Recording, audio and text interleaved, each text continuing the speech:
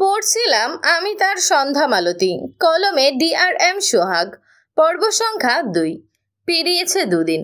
ঘড়ির কাঁটা তখন সকাল 8:30 ঘরে। লামিয়া সৌম্যকে কল করে বলেছে সে আজ সন্ধ্যাকে তার স্কুটি চালানো শেখাবে। এরপর সেদিকে দিয়ে একেবারে কলেজে যাবে।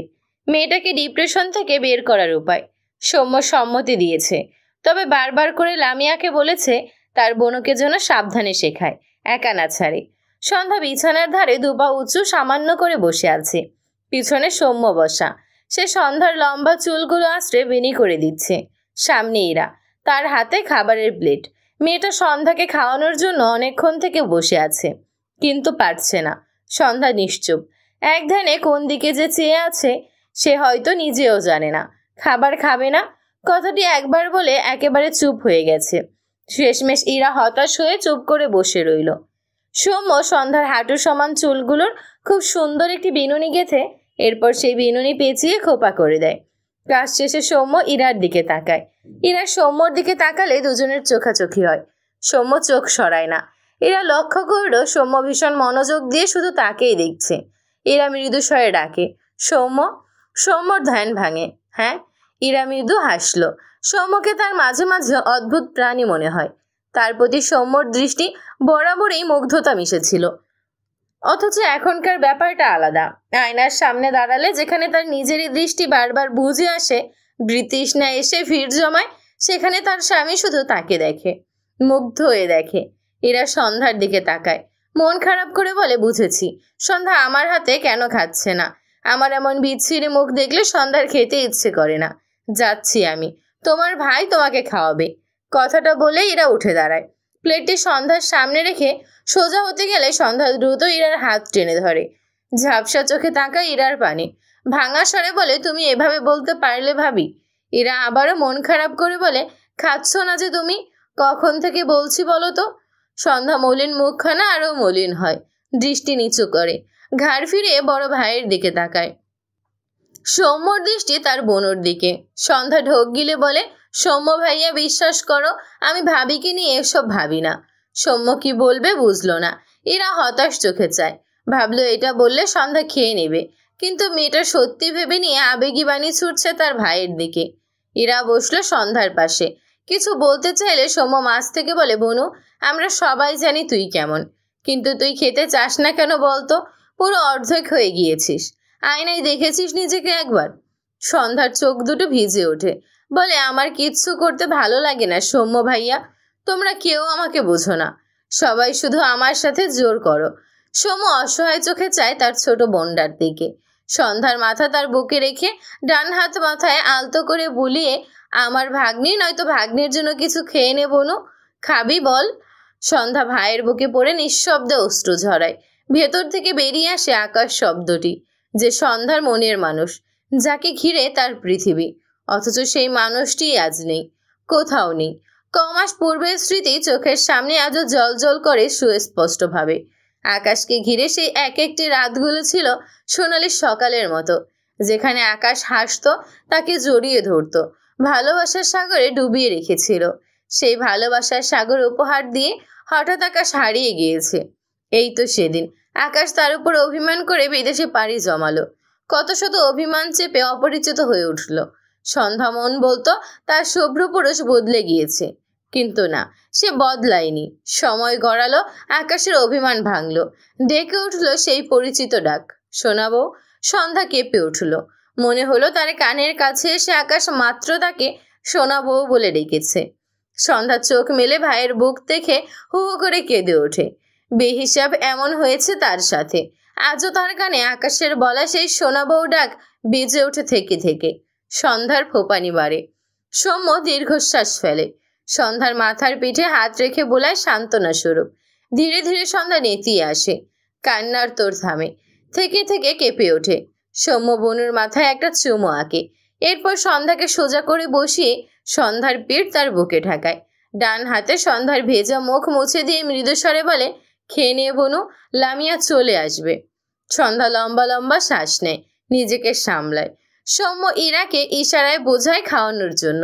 এরা পরোটা ছিঁড়ে সন্ধ্যার মুখের সামনে এলে সন্ধ্যা করে খাবারটুকু নেয়, ধীরে ধীরে একটা পরোটা শেষ করে আর খেতে চায় না। ইরা জোর করে না, সন্ধ্যাকে পানি খাওয়ায়।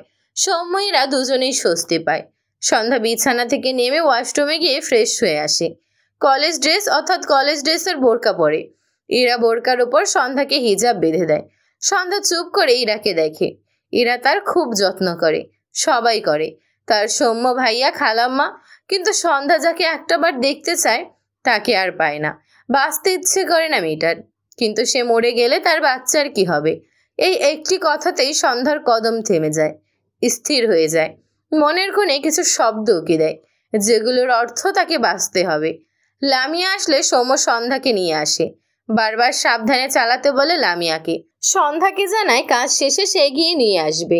লামিয়া সৌম্য আর সন্ধ্যাকে দেখে মন ভরে। তার ভাই বোন কিছুই নেই। সৌম্যকে দেখে দুঃখ বোধ হয়। ইস, একটা বড় ভাই নামক ছায়া যদি তারও থাকতো। অবশ্য সে সন্ধ্যার ফ্রেন্ড হওয়ার চক্করে সৌম্য তাকেও বড় ভাইয়ের মতোই ট্রিট করে। লামিয়ার ভীষণ ভালো লাগে। গতকাল বাংলাদেশে এসে পৌঁছেছে এভি। পিছু পিছু জেডিও এসেছে। কিন্তু বেচারা গরম এভির সঙ্গে কথা বলা তো দূর, কাছেও ঘেঁষতে পারছে না। এভি কক্সবাজারের একটি রিসোর্টে আছে। এটা তার নিজের। প্রায় 5 বছর আগে রিসোর্টটি গড়ানো। ভাড়া থাকে সব সময়। সে এসেছে জেনে রিসোর্টের স্টাফরা এভির জন্য সব ঠিকঠাক করে রেখেছে।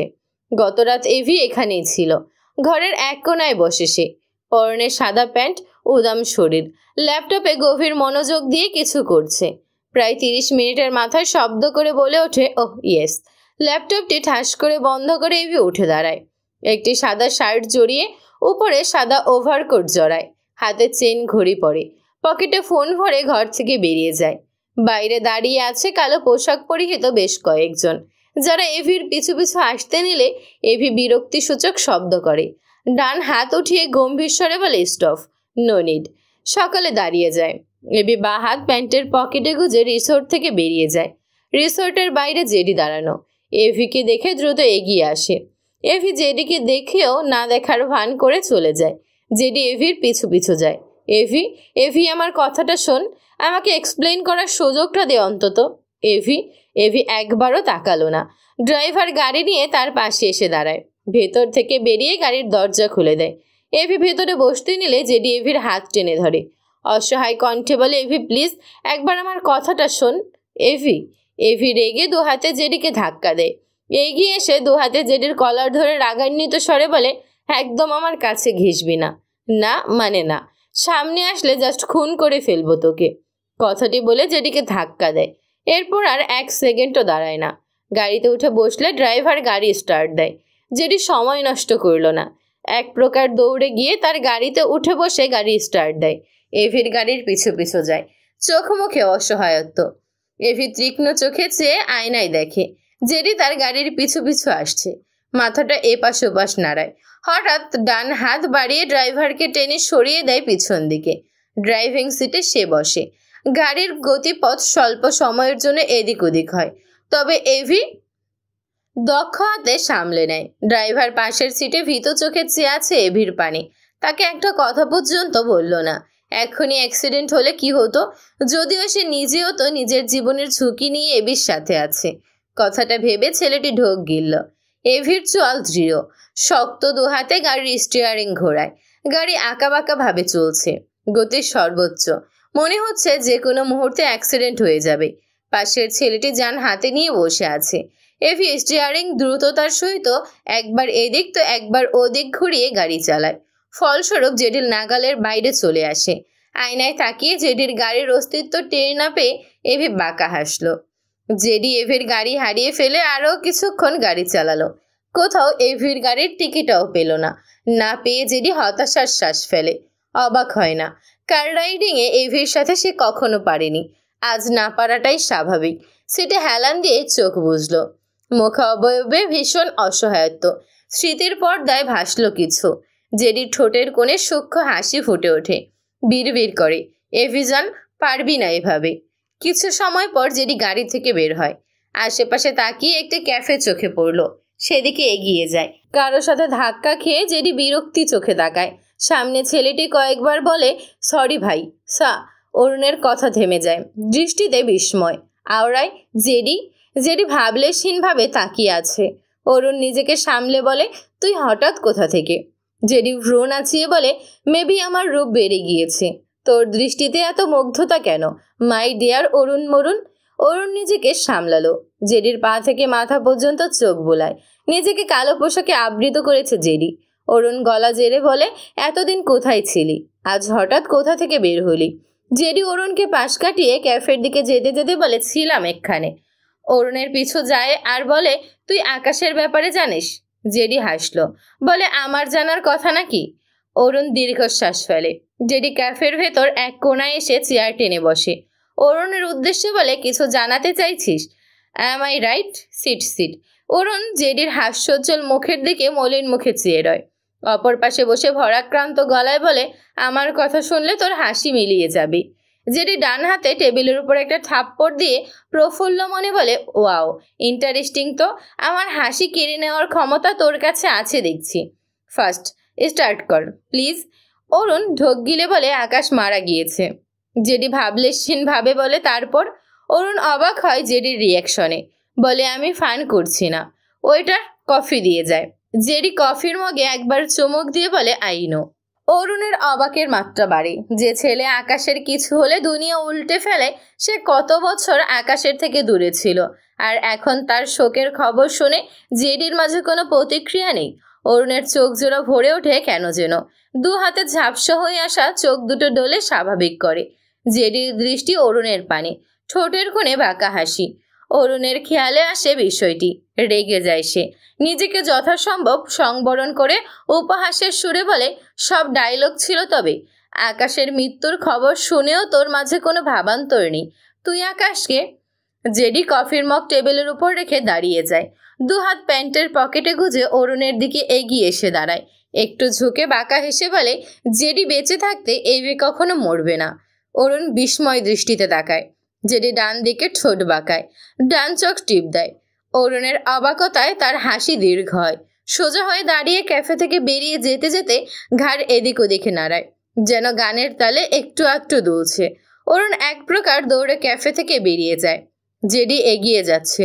অরুণ দ্রুত পায়ে জেডির সামনে এসে দাঁড়ায়। দু হাতে জেডির কলার ধরে রাগান্বিত স্বরে বলে, আকাশ কোথায়? জেডি শব্দ তুলে হাসে। অরুণের মুখে ফু দেয় একবার, বলে, খুব জ্বলছে। অরুণ রেগে তাকায়। জেডি তার কলার থেকে অরুণের হাত ঝাড়া মেরে সরিয়ে দিয়ে শক্ত গলায় বলে, আমারও জ্বলছিল। বিশ্বাসঘাতক। অরুণ চোখ বুজে নিজেকে শান্ত করার বৃথা চেষ্টা করে। চোখ মেলে দাঁত কিরমির করে বলে, আকাশ কোথায়? জেডি হেসে বলে, নিজে খুঁজে নে। এরপর জেডি অরুণের পাশ কাটিয়ে এগিয়ে যায়। অরুণ দ্রুত উল্টে ঘুরে চেঁচিয়ে ডাকে, জ্যাক। শব্দটি জেডির কানে পৌঁছাতেই ঝড়ের বেগে এগিয়ে এসে অরুণের নাক বরাবর একটা ঘুষি মেরে দেয়। ডান হাতে অরুণের কলার ধরে চিবিয়ে চিবিয়ে বলে, only A V gets this name, nobody else. Arun অবাক হলো না, রাগলোও না। জেডির রিয়াকশন দেখে নিশ্চিত হয়েছে আকাশ বেঁচে আছে, কিন্তু কিভাবে? তাছাড়া তারা আকাশের লাশ পায়নি। সব মিলিয়ে অরুণের মাথা ঘুরছে। অসহায় কণ্ঠে বলে, আকাশ কোথায়? প্লিজ বল, ওকে ছাড়া আমরা কেউ ভালো নেই। জেডি হেসে ফেলল। অরুণকে ছেড়ে গা দুলিয়ে হাসতে শুরু করে। এদিক ওদিক তাকায়। বেশ কিছুক্ষণ পর নিজেকে সামলে বলে, তো মরে যা তোরা। I don't care my dear. Arun রেগে বলে, আকাশ কোথায়? জেডি হেসে বলে, আসমানে নিচে, জমিনের ওপর। দুটো ক্লু দিয়েছি, যা এবার খুঁজে নে। অরুণ হতাশ হলো। জেডি বলবে না সে জানে, বলার কথাও না। আকাশ কি সত্যি বেঁচে আছে? তাহলে তাদের কাছে আসলো না? পুরো 4 মাস পেরিয়েছে। অরুণ জেডির দিকে তাকায়। কি হচ্ছে কিছুই বুঝতে পারছে না। জেডি হাসলো, কিছু বলল না। তার গাড়িতে গিয়ে বসে গাড়ি স্টার্ট দেয়। কলেজ ছুটি হয়েছে 5 মিনিট হলো। লামিয়া সন্ধ্যাকে নিয়ে স্কুটির কাছে এসে দাঁড়িয়েছে। সৌম্যকে না দেখে লামিয়া সন্ধ্যাকে নিয়ে স্কুটি সহ একটি ফাঁকা জায়গায় আসে। কলেজে আসার পথে লামিয়া সন্ধ্যাকে স্কুটি চালানো শিখিয়েছে। এরপর সন্ধ্যা 2 মিনিটের মতো চালিয়ে পড়ে যেতে নিলে লামিয়া দৌড়ে এসে আটকায়। জায়গাটি ফাঁকা, এজন্য লামিয়া সন্ধ্যাকে আবারও চালাতে বলে। কয়েকদিন চালিয়ে নিতে পারলেই আর সমস্যা হবে না। সন্ধ্যা নাকচ করে দিল। তার ভালো লাগছে না। লামিয়া হতাশ হলো। সন্ধ্যার মন ভালো করা, তার মুখে একটুখানি হাসি ফোটানো যুদ্ধে জয়ীর সমান। ছেলে কণ্ঠে লামিয়া নাম শুনতে পেয়ে সন্ধ্যা লামিয়া দুজনেই সামনে তাকায়। সাদা প্যান্ট, সাদা ওভারকোট, সাদা জুতো, মুখে সাদা মাস্ক পরিয়ে তো এক লোক দাঁড়ানো। সবচেয়ে আকর্ষণীয় লাগছে চোখের সোনালি মণি দুটো। রোদের মাঝে চকচকে জিনিস যেমন ঝিলিক দেয়, এভির চোখ দুটো তেমনি চিকচিক করছে। এভি এগিয়ে এসে সন্ধ্যা আর লামিয়ার সামনে দাঁড়ায়। একবার সন্ধ্যার দিকে তাকায়, তবে সন্ধ্যাকে নিয়ে তার মাঝে কোনো ভাবান্তর হলো না। সে দৃষ্টি ঘুরিয়ে লামিয়ার দিকে তাকায়। সন্ধ্যা অবাক হয়ে দেখছে এভির চোখ দুটো। লামিয়া বলা কণ্ঠটি তার পরিচিত ঠেকেছে। মেয়েটা ঢোক গিলল দুবার। এভি লামিয়ার দিকে চেয়ে গম্ভীর গলায় বলে, miss Lamia, you know I am a single man. সন্ধ্যার পুরো শরীর শিরশির করে ওঠে। এই কণ্ঠ সে চেনে, এই কণ্ঠ একমাত্র তার আকাশের। তাহলে এই লোক তার আকাশের কণ্ঠ কোথায় পেল? সন্ধ্যার চোখের কোণে পানি জমে। এখন তার নিজেকেই পাগল বলতে ইচ্ছে করছে। সে সারারাত কল্পনা করে আকাশকে। সারাদিন আকাশের কণ্ঠ তার কানে বাজে, আর এখন অন্যজনের মাঝে আকাশের কণ্ঠ শুনতে পাচ্ছে। সন্ধ্যা নিজেকে সামলে নিতে চায়। পারলে তো ডান চোখ ফেটে এক ফোঁটা জল গড়িয়ে পড়ে। এদিকে লামিয়া অবাক হয়ে চেয়ে আছে এভির পানে। কোথা থেকে কে এসে তাকে বলছে সে সিঙ্গেল। ভদ্রলোক সিঙ্গেল হতেই পারে, এটা জেনে লামিয়া কি করবে? সে বলে, আপনি সিঙ্গেল না মিঙ্গেল এটা জেনে আমি কি করব ভাই? চোখের পলকে এভি বা হাত উঠিয়ে লামিয়ার ডান গালে কষিয়ে একটা থাপ্পড় মেরে দেয়। লামিয়ার সন্ধ্যার ওপর হুমড়ি খেয়ে পড়ে। সন্ধ্যা দু হাতে লামিয়াকে আগলে নেয়। তুই বান্ধবী বিস্ময় চোখে তাকায় এভির দিকে। এভির রাগে ফোঁস করতে করতে হিসিয়ে বলে, এভি ফান একদম পছন্দ করে না, ওকে রাবিশ। এভি নামটি শুনে সন্ধ্যা লামিয়া দুজনেই ঢোক গেল। খুব বুঝলো লামিয়া যার সাথে মজা করে পোস্টটি দিয়েছিল এটাই সে। লামিয়া কেঁদে দেওয়ার মতো অবস্থা। এই লোক তো সাংঘাতিক, একদম তাকেই খুঁজে বের করেছে। একটা থাপ্পড় খেয়ে বেচারির মাথা ভন ভন করে ঘুরছে। এভি আবারও লামিয়ার দিকে হাত বাড়ালে সন্ধ্যা এভির হাত শক্ত হাতে চেপে মাঝপথে আটকে দেয়। এভি রেগে তাকায় সন্ধ্যার দিকে। সন্ধ্যা ভয় পেল না। তার বান্ধবী অপরাধ করেছে ভালো কথা, কিন্তু একজন ছেলে হয়ে রাস্তার মাঝে মেয়ের গায়ে হাত তুলবে বারবার, এটা সন্ধ্যা বান্ধবী হয়ে মেনে নেবে? কখনো না। সন্ধ্যা মাস্ক পরিহিত এভির সোনালি চোখের মণিতে দৃষ্টি নিবদ্ধ রেখে দৃঢ় কণ্ঠে বলে, এই যে মিস্টার, আমরা ভদ্র ঘরের মেয়ে, তবে অভদ্র মানুষের অযথা আঘাত সহ্য করার মতো ভদ্র নই। একটু শ্বাস নিয়ে শান্ত গলায় বলে, আমার ফ্রেন্ড ভুল করেছে। আপনি তাকে একটা থাপ্পড় মেরেছেন, তবুও আমরা সরি। এবার আপনি যেতে পারেন। এভি শক্ত চোখে তাকায়। কারো জ্ঞান শোনার মতো টাইম তার নেই, থাকলেও সে শুনবে না। রাগে ফায়ার হয়ে গিয়েছে একদম। দাদা দাঁত চেপে বলে, এভি ক্ষমা করা পছন্দ করে না। কথাটা বলে সন্ধ্যাকে এক প্রকার ধাক্কা দেয়। সন্ধ্যা পড়তে নিয়ে বাঁ পাশে দাঁড় করানো স্কুটি ধরে নিজেকে সামলে নেয়। সামনে তাকালে দেখলো এভি লামিয়ার দিকে এগিয়ে যাচ্ছে। সন্ধ্যার ভীষণ রাগ হলো। যেখানে মেয়েটা আজকাল অকারণে রেগে যায়, সেখানে এই মুহূর্তে তার সামনে এমন চরম লেভেলের অভদ্র ছেলে দাঁড়িয়ে আছে। সন্ধ্যা নিজেকে দমিয়ে নিতে পারল না। দ্রুত এগিয়ে আসে এভির দিকে। এভি লামিয়ার দিকে হাত বাড়ানোর আগেই সন্ধ্যা ডান হাতে এভির বাম গালে কষিয়ে একটা থাপ্পড় মেরে দেয়। এভির মুখ ডান দিকে সামান্য হেলে যায়। মুখ থেকে মাস্ক খুলে পেছ ঢালা রাস্তায় পড়ে যায়। এভি দু হাত মুষ্টিবদ্ধ করে নেয়। দু চোখে যেন আগুন জ্বলছে। ঘাড় ঘুরিয়ে ভস্ম করা দৃষ্টিতে তাকায় সন্ধ্যার দিকে। সন্ধ্যা এতক্ষণ রেগে তাকিয়েছিল এভির দিকে। মাত্র এভির চেহারা দেখে সন্ধ্যার পায়ের তলার মাটি ভূমিকম্পর ন্যায় কেঁপে ওঠে। বিস্ময় দৃষ্টিতে তাকায়। অবিকল আকাশ। মুহূর্তেই সন্ধ্যার চোখ জোড়া ছলছল করে ওঠে। এটা কি সত্যি আকাশ? সন্ধ্যার শরীর অবশ হয়ে আসছে। সে কি এবারেও চোখে ভুল দেখছে? এটাও কি তার কল্পনা? লামিয়া নিজেও অবাক হয়ে চেয়ে আছে। এ তো আকাশ। মেয়েটার মাথা থাপ্পড় খেয়ে যতটা না ঘুরছে, তার চেয়ে বেশি আকাশকে দেখে ভন ভন করে ঘুরছে। সন্ধ্যা ডান হাত বাড়িয়ে এভির গাল ছুঁয়ে দেয়। কাপা কণ্ঠ উচ্চারণ করতে নেয় আকা। তার আগেই সন্ধ্যার ডান গালে জোরে সোরে এক থাপ্পড় মেরে দেয় এভি। সন্ধ্যার দুর্বল শরীরটা পড়তে দেয় না এভি। সে বাঁ হাতে সন্ধ্যার চোয়াল শক্ত করে ধরে। পিছন থেকে পিস্তল বের করে সন্ধ্যার মাথায় ঠেকিয়ে রাগান্বিত স্বরে বলে, কেউ তোর লাশটাও খুঁজে পাবে না, কেউ তোর লাশটাও খুঁজে পাবে না।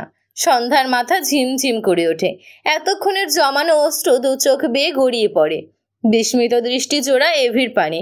অবিকল আকাশের মতো লোকটা কে? যে দেখতে একদম আকাশের মতো, কথা বলে আকাশের মতো। সন্ধ্যার ভেতর থেকে কান্না উগলে বেরিয়ে আসে। এটা তার আকাশ নয়। তার আকাশ তাকে একটা ফুলের টোকা পর্যন্ত দেয় না। আর এই লোকটা তার মাথায় বন্দুক ঠেকিয়েছে। সামনে অরুণ বিস্ময় কণ্ঠে ডাকে, আকাশ। পরিচিত কণ্ঠে নিজের নাম শুনতে পেয়ে আকাশ সামনে তাকায়।